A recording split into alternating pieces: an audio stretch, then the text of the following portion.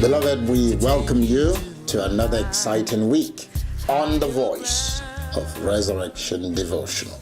It's such an exciting time in our lives, an exciting time in the kingdom. So much is going down the wrong way on the earth, but the light of the gospel, we feel an awakening. The light is burning, the fire is burning, the joy of the Lord is resurgent.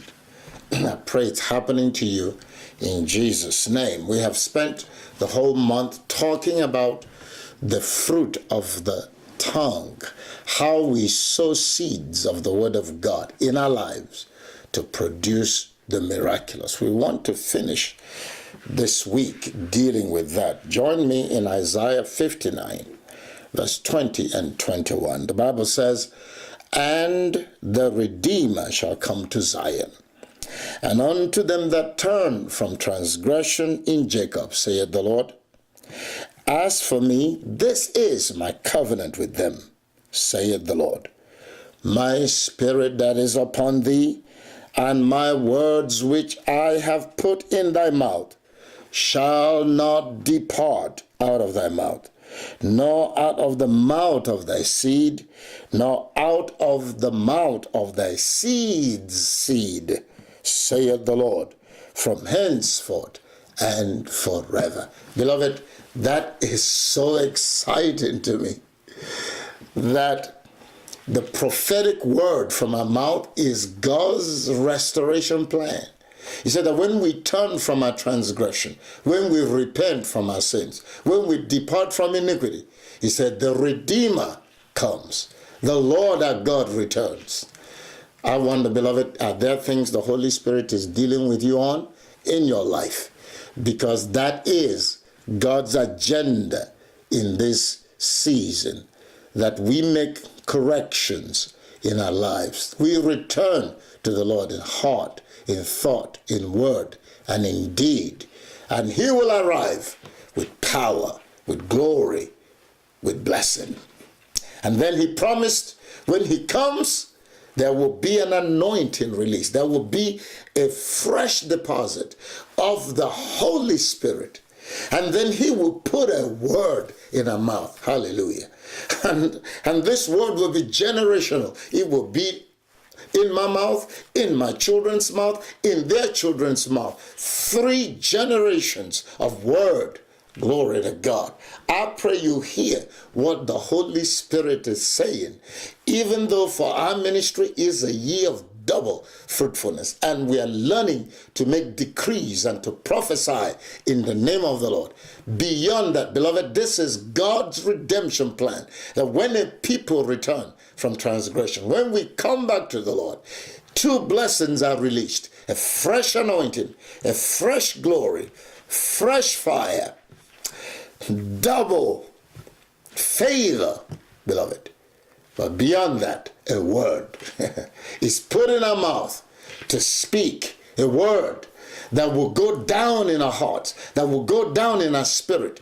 And as we declare them, they will produce the miraculous. And it will create a generational flow. It will birth prosperity. It will birth healing.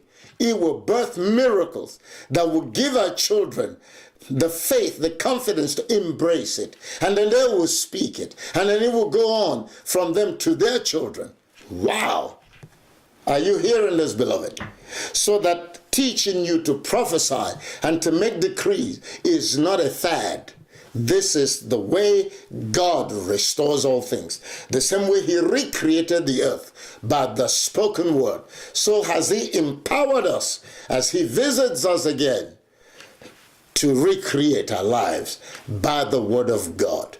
That ought to be exciting to you. That ought to cause you to want to read your Bible, to begin to meditate on it so you can do it. And then you will put it in your lips and prophesy the destiny the Lord has given. But watch this. It says, "As for me, this is my covenant." It's not just a promise, it's a covenant. In other words, at any point in time, we return to God. This will be how he will fix us. This is how he will restore all things to us. This is how he will mend our brokenness by the word of faith proclaimed by our mouth. And the covenant of God will work because we have always been the side that is falling apart, the side that is weak. But the moment we return to the Lord, he picks up from where he left off because he's a God of covenant. He never changes. He never falters. He never sleeps. He never slumbers. He is not slack concerning his promises. He is faithful that promised, says the word of God. He says, as for me, he says, this is my covenant with them, saith the Lord, my spirit that is upon thee, and my words which I have put in thy mouth shall not depart out of thy mouth. The question I'm asking you is, would you allow it to depart through laziness, lack of meditation, and prayer? It is our responsibility. God has given the word, but we must take it up. We must doggedly determine to speak it, to dwell with it, to prophesy it, to declare it unflinchingly, unfalteringly, until we see the miracle of God manifest. That ought to be exciting to you, beloved. Study along with us all week long. I know God will bless you. Pastor Chika, God bless you. I love you. Bye-bye.